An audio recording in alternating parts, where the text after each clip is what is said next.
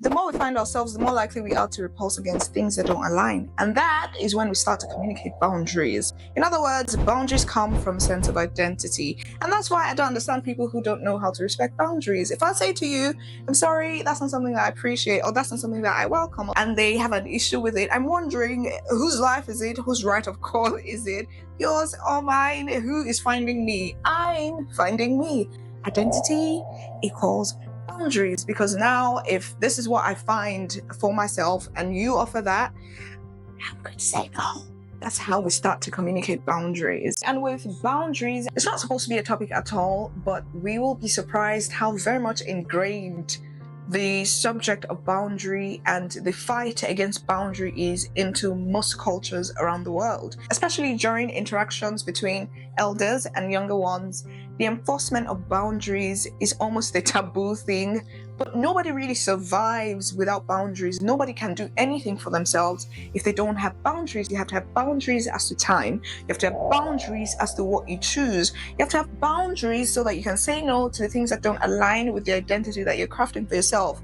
Nobody does anything well, I don't believe that, if they don't have boundaries. And I'm starting to realize even more by the day that we teach people how to behave around us by the things that we say yes to and the things that we say no to. If somebody does one thing one time and you're not comfortable with it, and you do like my people do, by the way, I'm Yoruba and my people have this, it's a bad habit. I'm sorry to the tribe, but they're not going to say anything and they're just going to be there. But inside, they're judging you. Sometimes they'll go around town, they're talking bad about you. So instead of just addressing it and telling the person, I'm not comfortable with this, I'd prefer for you not to do that, sometimes they'll hold it in. And that's not even good for you as a person, because your demeanor when you walk into a space, sometimes you come across as angry and you're not even aware, but it's really because there's something that is bottled up.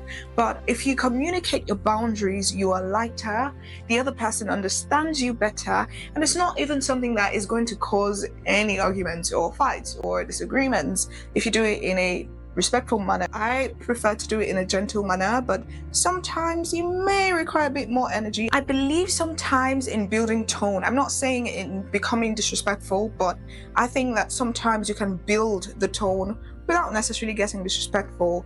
When you do that to somebody who's done something that is an offense to you or something that you're not comfortable with, they learn how to interact with you. And so we really do teach people how to behave towards us by the things that we say yes to and the things that we say no to. If you're watching and are not subscribed, can I ask why? It's free, it's free. This thing is free. It's free. The thing is, if you don't, YouTube, Instagram, TikTok, wherever you're watching from, the platform thinks that you actually hate this video. They think nobody likes the video, and so they're not going to recommend it to more people. But if you do, they think maybe some people like it, and they may show it to people. So please hit the like button, hit the subscribe button, leave me a comment, and yes, sorry to interrupt the video. Bye! I remember applying for a job at a call center when I had first traveled to do my degree, and I was restricted to working 20 hours, and the only job that was available was this call center work, and I was very excited about it because I thought, oh, that's something that I think I'll thrive in, because it's just holding conversations and helping people, again, through conversations. And I thought, yeah, I can do that.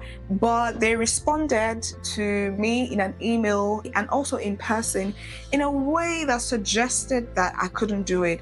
And I almost agreed with them, but I got home and I thought, this is a bit funny, because I read the news, well, not big station news reading, but I was about 13 at the time, but I was reading news to over 100 people. As soon as I left that situation, I was on the radio. I hosted a show that was a phone-in show, so I had to sustain conversations, and those were pressing conversations. You were under the duty to make it funny sometimes, even though nothing was funny. You were under the duty to still keep it serious while keeping it funny. Well, and somebody said to me that I cannot do, hi, how can I help you today?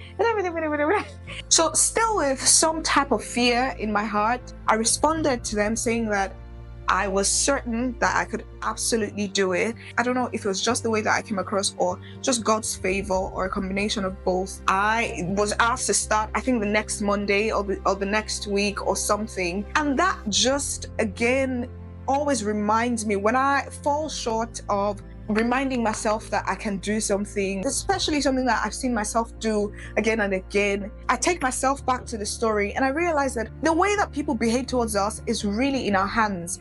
It's a function of what we show them or what we tell them. And when we don't set boundaries, or when we set boundaries but allow people cross them and not communicate them, not only do we build resentment, that's where we start to overcommit. And we're doing this for that, and we're doing that for that person, and we're doing this again for that person. And now we're into 20 million things and we're burnt out, and we're people pleasing, and we're not even burnt out from things that are our vision or our projects. We're burnt out from overextending ourselves to people. So I actually think that boundaries are a must, not only must set, but must enforce. It's not your responsibility to abandon yourself or your well-being for someone else's. And people don't need to agree with your boundary for you to enforce it. You have control, I have control, we have control over our reaction towards their reaction. You communicate a boundary as respectfully as you best can. You do it politely as well. Maybe even have had to build the tone because you did it one time and the second time and they didn't respect it, and now you've had to the third time and they're still not respecting it. That's okay. You have control over how you react to the way that they react. You can leave, and if you cannot leave, you can manage it however you best deem, and that's not going to be on you. A metric that I normally use, or that I would recommend for anyone who's willing to try out when it comes to enforcing boundaries, is modeling.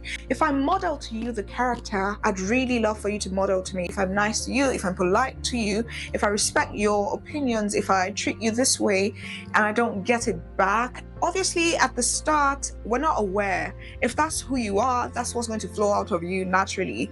But the time comes when you realize, oh, this person never really gives back the energy, and that's where I bring the modeling thing in. If I model character to you for a while and observe that it's never the same when you're treating me, or when you have to get back to me, it's never the same, or it is kind of similar, but it always is 20 out of 100, whereas I'm doing 80 to 100. Well, nobody does 100, but I'm trying my best to do like 80, and I communicate it with you and nothing changes, then I have the right to withdraw the things that I give you. That is boundary. I'd love to share a quote with us. I shared it in my last video about identity and non-conformity, all that type of stuff. But I feel like it has a lot to do with boundaries as well. And it's by Ralph W. Emerson. I must be myself. I cannot break myself any longer for you. If you love me for what I am, we shall be the happier. If you cannot, I still seek to deserve that you should. And similar again to the last video, my interpretation of that is very simple. I'd rather behave in a manner that aligns with my vision of me than surrender to your idea of how I should be. Thank you so much for watching. I really hope that this video helps you as much as the things that I've talked about help me in my day-to-day and in my just living life. And please give this video a thumbs up if you like any bits of it at all. Have conversations with me in the comment section. I'll be reading and responding. And share this video, because then the platform knows that someone likes it and may recommend it to more people. But if you don't, they think everybody hates it and won't show it to people. You see, that's not very good. Bye.